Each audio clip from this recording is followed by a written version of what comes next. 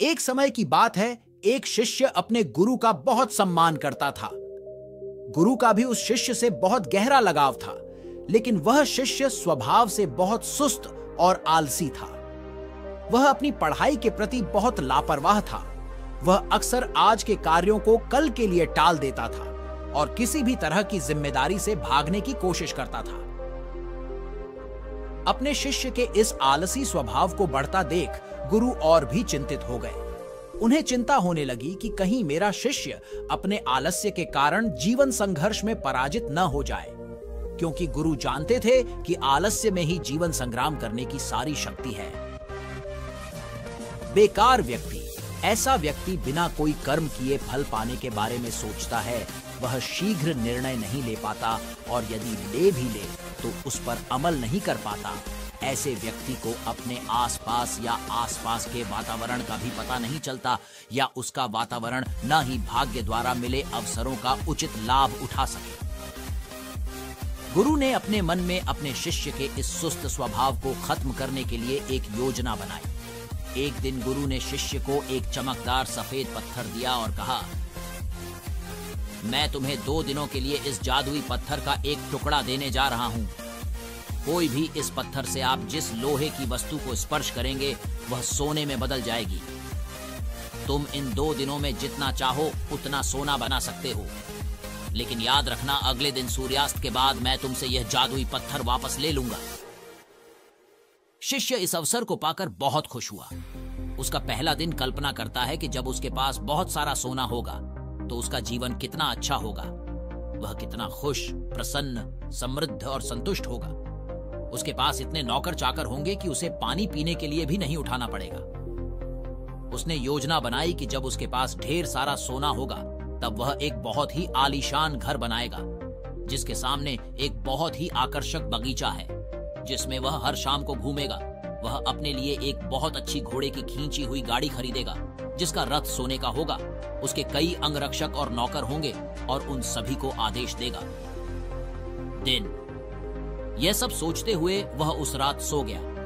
फिर अगले दिन सुबह जब वह उठा तो उसे अच्छी तरह याद आया कि आज लोहे से सोना बनाने का दूसरा और आखिरी दिन है। उसने अपने मन में पूरे निश्चय के साथ संकल्प लिया कि आज वह गुरुजी द्वारा दिए गए जादुई पत्थर का लाभ अवश्य उठाएगा। उसने निश्चय किया कि वह बाजार जाएगा और वहां से लोहे की बड़ी बड़ी वस्तुएं खरीदेगा और उन्हें सोने में बदल देगा। दिन बीत गया, पर वह सोचता रहा कि अभी तो बहुत समय है, कभी भी बाजार जाकर सामान ले आऊंगा। यह सोचकर दोपहर हो गई, इसलिए उसने निश्चय किया कि दोपहर का भोजन करने के बाद वह सामान लेने निकलेगा। लेकिन खाने के बाद उसे आराम करने की आदत थी और उठकर मेहनत करने के बजाय उसने आराम करना उचित समझा। थोड़ी देर, लेकिन सुस्ती से भरा उसका शरीर जल्द ही गहरी नींद में खो गया था और जब वह उठा तो सूर्यास्त के करीब था। अब वह तेजी से बाजार की ओर भागा, लेकिन रास्ते में उसे गुरुजी मिले। गुरुजी को आते देख वह सहम गया।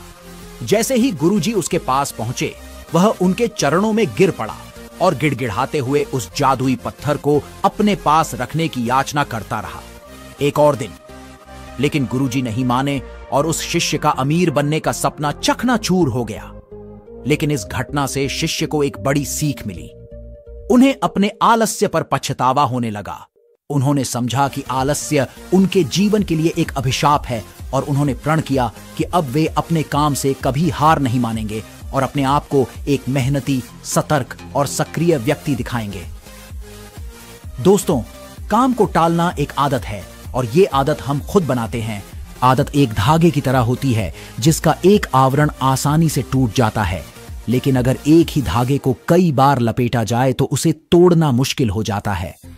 हाँ, इसी तरह किसी बुरी आदत को शुरुआत में बदलना आसान होता है, लेकिन महीनों या सालों बाद उसे बदलना बहुत मुश्किल हो जाता है।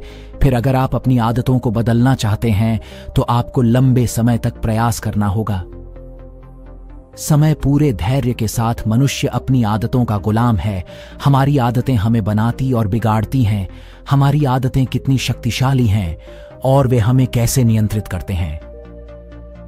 दोस्तों, अगर हम अपने आसपास देखें तो लगभग हर व्यक्ति को अपने जीवन में कई बड़े मौके मिलते हैं, लेकिन उनमें से ज्यादातर लोग अपने आलस्य और मेहनत न करने की आदत के कारण उस मौके को गंवा देते हैं और फिर जिंदगी भर पछताते रहते हैं। लेकिन इनमें से ज्यादातर लोग डी, अपनी असफलता के लिए अपने आलस्य और कामचोरी को जिम्मेदार न मानकर अपने माता पिता, स्थिति, आर्थिक स्थिति, भाग्य आदि को दोष देकर अपनी आलस्य को छिपाने का प्रयास करते हैं और फिर ऐसे लोग अपने भाग्य और परिस्थितियों को कोसते हुए बिना किसी सफलता और आध्यात्मिक सुख के इस दुनिया को अलविदा कह दें। आइए थोड़ा और गहराई से समझने की कोशिश करते हैं कि हम अपने काम को क्यों टालते हैं। क्या हम कभी YouTube पर कोई कॉमेडी वीडियो देखने के लिए आलस करते हैं या अपना पसंदीदा खाना खाते समय? नहीं, आप आलस्य तभी करते हैं जब आप पढ़ाई कर रहे होते हैं या ऑफिस के किसी प्रोजेक्ट पर काम कर रहे होते हैं या घर का कुछ काम करना होता है। मूल रूप से हम गंभीर चीजों के बारे में आलसी होते हैं, जिसे करने के लिए हमें शारीरिक या मानसिक रूप से कड़ी मेहनत करनी पड़ती है। अब अगर आप काम को टालने से बचना चाहते हैं तो इससे आपको बहुत मदद मिलती है। काम की समय सीमा, काम पूरा करने का एक निश्चित समय या एक निश्चित तारीख। मान लीजिए कि आप एक कार्यालय कर्मचारी हैं और आपके बॉस ने आपको एक कार्य दिया है जिसे आपको कल तक पूरा करना है, तो आप पूरा दिन आलस्य में यह सोचकर